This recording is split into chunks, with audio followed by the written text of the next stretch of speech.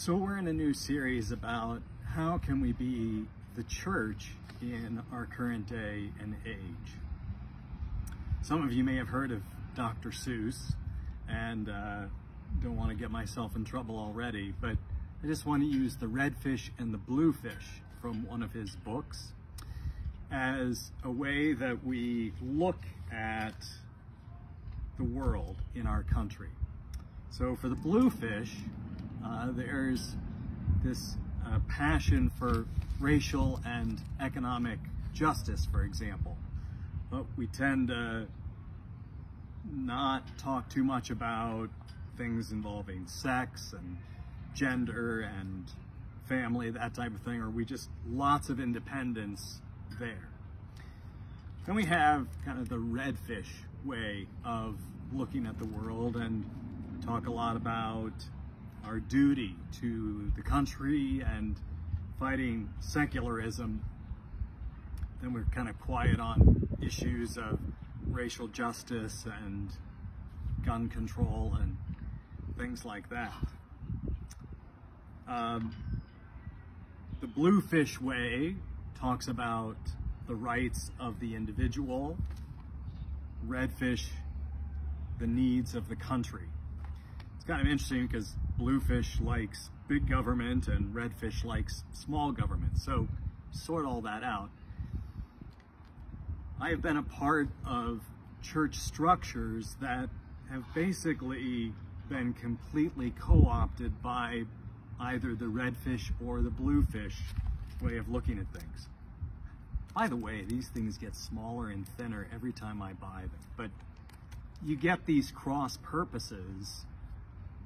But the issue is the church actually, at its best, is working at things from a very different point of view, even though red and blue may have some things to offer.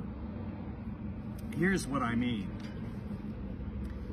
Jesus in the Sermon on the Mount out of Matthew chapter 5 says things like, "You have heard it said, but I say to you." You have heard it said this, but I say to you that. And he talks about, you are the salt of the earth. If the salt loses its saltiness, how can it be made salty again? And you are the light of the world. The city on the hill cannot be hidden. In other words, red and blue, the answer isn't just to make purple. The answer is to say, I've got a banqueting feast that I can give you instead. Tim Keller, in the resource that we're looking at in a church, says, right now in our culture, we've got to do three things in talking with folks that are not yet followers of Jesus Christ. One is, we do need to connect with them. We need to understand their worldview in a way that would actually make sense to them, not just setting up what we call a straw person. Really understand where they're coming from. But not just connect with people, we also need to confront the shortcomings or the blind spots of each particular worldview as well. Because God is bigger than any political party view, and that is the only thing that will actually lead to conversion. We're coming up on Palm Sunday, and when Jesus went into Jerusalem, all sorts of people were calling him king, but a lot of them had very different ideas of what that meant. Some thought, finally, Jesus is going to throw out the Romans. Others thought, finally, Jesus is going to get rid of the rich.